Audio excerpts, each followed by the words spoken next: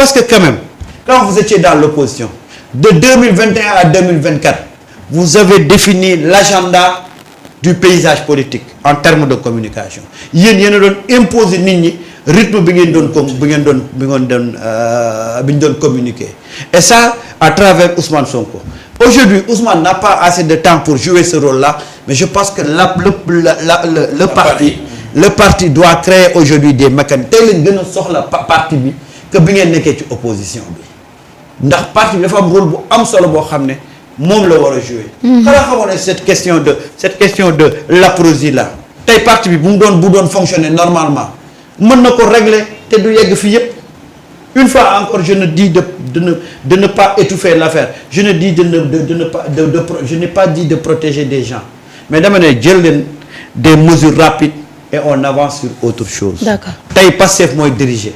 On doit sentir Pastef au volant muy d'autant plus que yéen la chance que vous avez et vous ne l'avez pas saisi mooy ces gens-là qui s'opposent à vous ils n'ont pas d'argument pour se faire entendre mais malheureusement bàyyi ngeen leen terrain bi ba mujj gi kasaw rek mooy nekk di dox ci réew.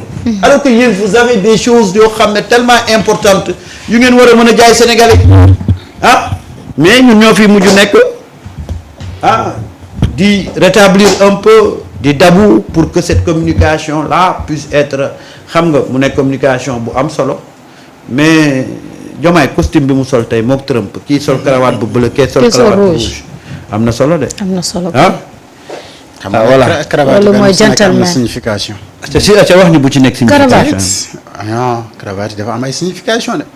Samba da ngay xëy rek muy xëy moom di takk moom. man de xam nga Samba da yoonam nekk ci moom na aligné rek. xam nga ku nekk ak sa préoccupation. waaw ñoom dañoo nekk ci ay milliards. nekk ci ay affaire high class. booy toppatoo couleur bi lan la war a signifier. Samba nag bu xëyee xam nga lan mooy nekk préoccupation yi. karawaat bi muy sol ndax mun na ko indil dépense. ñëw ci cravate yi balaa ñuy tëj. non la signification des cravates yi c'est normal parce que y a un bleu bu nga xamante ni moom un président charismatique. bu nga xamante ni day respirer un peu de confiance ak d'espoir. En général il se met en cravate ou bleu bi nga xamante ni moom le président Diomaye def quoi c'est pour attirer donc le président Donald Trump ci cravate am bu rouge bi c'est la diplomatie pour montrer que ni véritablement fii on respecte les protocoles les engagements les paroles et tout ça donc loolu moom moo nekk léegi rouge bu Diomaye bi bleu bu Diomaye bi déggoo moom laa njëkk a ñëwaatal nii fi mu nekk nii batterie ñoo commencé dafay nekk te du fi nekk alors donc dafa bleu bi mu ngi signifier ko nga xamante ni am nga yaa ngi joxe espoir ak yaa ngi inspiré te yaa ngi rassuré donc le bleu de Diomaye c'est ce que ça signifie et l'autre rouge signifie également li nga xam ne moom la diplomatie le respect et respect des engagements yow joxal ma Cisco moomu suma numéro numéro Sénégal 24 mais attention parce que quand même man j'ai fait des études en communication et donc en com et développement personnel et tout ça donc on apprenait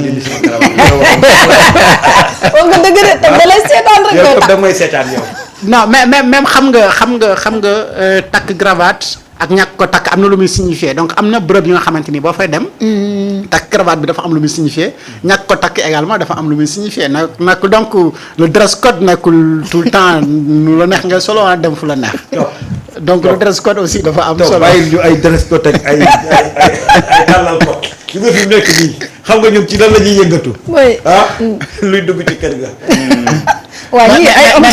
mais c'est-à-dire l'arrivée de Diomaye boo xoolee bi mu ngi yegg en costume africain en bleu également loolu dafa am ay signification même poignée de main yi dafa am signification yu nga xamante ni tout ça gars dañ la koy wax c'est langage diplomatique bi waaw no Trump mënul def lu dul Trump nee na nii de Trump na mu ne c'est bon rek mooy bii mooy bu baax bi c'est bon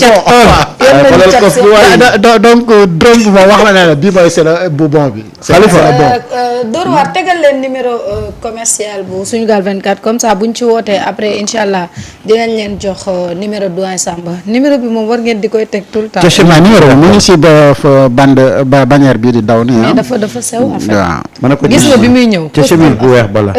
costume africain. na costume africain bi man pour man moo ëpp signification. non mais tey day xam nga sama gars yi. donc blême bi mu def en cravate c'est vraiment l'espoir et la confiance. xam nga sama yàlla bu yàlla tas yaakaar. xam nga sama gars yi sama gars yi lan la ñuy incarner. mooy lan. l'ouverture et l'enrichissement. tegal dañuy ñëw woon gars yi ne dàqal leen ñoo sol costume. waaye nag danañ leen imposer ñun suñuy tenue africaine. c'est-à-dire que monde bi foofu la tolloo président monde bi foofu la toll. li nga yor da nga koy yor mooy ci ba dëgër mais da ngay ubbeeku xam ne àdduna moo def ñu nekk ci village boo xam ne dañuy jokkalante. Ousmane mun naa toog 1 mois di sol tenue africaine. mais bés bu la solalee costume nga ni costume rek lay faral di sol ci àddunaam ah. waaw ak ko mën. yow yàlla bu la faralee loo sol day rafet. dëgg la de. gis nañ fi ku sol costume ñu yaakaar ne dafa dugal ay mbuusu cere ci biir foofu costume muy dox di kii. waaw. Samba tàggoo gis nañ fi ku sol costume nga yaakaar ne costume dañ cee def ay mbuusu cere.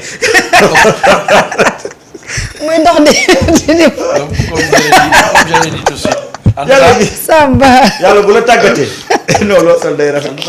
ñun bu fekkee ni ubbeeku nañu tuuti wala xalaat tuuti. vraiment la richesse de notre culture mën nañ ko exporter. parce que dina jëriñ lu bëri. wax naa la ñun dañu am suñu culture maîtriser ko ba pare am culture tubaab yi maîtriser ko parfois gën leen ko maîtriser la symbiose de ces deux cultures là war na jouer rôle culture universelle. moo tax grand ma lay yóbbante grand. fu ñu ko yóbbu. gis nga culture urbaine. wax dëgg yàlla. centre yi ñu def ci dans la banlieue. gën leen ko dooleel. effectivement parce que centre yooyu ñu ngi def liggéey bu am solo à travers la culture urbaine. nañu jàppale ces rappeurs là. nañu jàppale ces gens qui gravitent autour de ces questions là. parce que xëy na boo leen séenee nii da ngay jàpp ne ay boy yu nekk ci benn groupe benn kër la rek di def. mais dama ne la ils sont en train de recycler beaucoup de gosses yoo xam ne tey jàppoon nañ ne gosses yooyu. effectivement amatuñ woon benn njëriñ ci àdduna.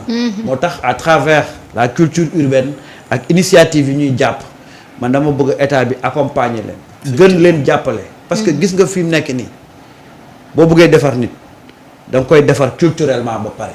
singulièrement dans les régions man dem naa fi Louga gis fa ay artistes yoo xam ni véritablement c'est des talents. yu nga xam ni bu ñu leen dimbalee tuuti mën nañu émerger au niveau mondial.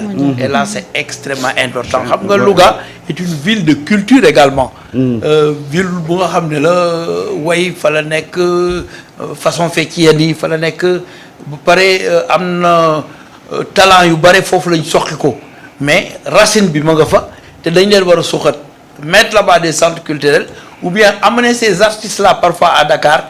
J'y pense. Tout à fait. Je rêve de ça parce que mën nga fi indi nit ñu nga xam ni ëllëg dinañ tekk sur le plan culturel mondial.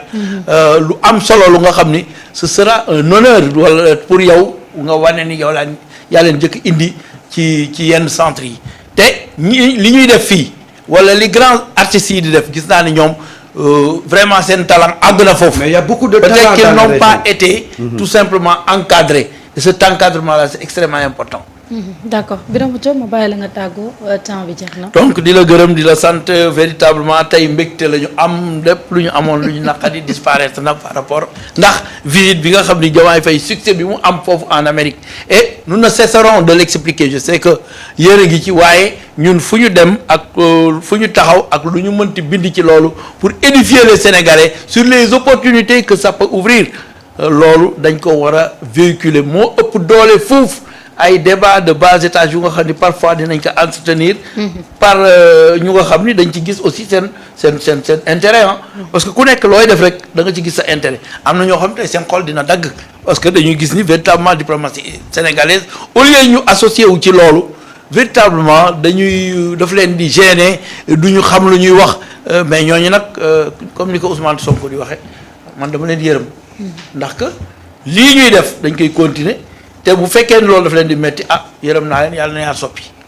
gis nga sànq bi ñuy waxtaan ci affaire yi voyage yu Diomaye bi gis nga ni studio bi féexee woon clim bi di dóor mais ba nga commencé cybercriminalité rek ñun ñëpp a ñàkk ça veut dire quoi ça veut dire que gis nga Marieta booy xëy del yëngatu ci lu baax. mais man je donne l'information. déedéet waxuma la damay wax rek àdduna bi. ok non yow waxuma la gis nga toog sànq bu toogee buy expliquer ci Donald Trump gis nga ko léegi bi muy expliquer ci couleur yi cravate yi toog ni mu toogee nekk à l'aise mais sànq bi muy wax ne mandat de dépôt dañ wala kii garde à vue dafa commencé woon ñàkk wax yu métti yooyu nañ koy moytu ci penc mi mais gars yi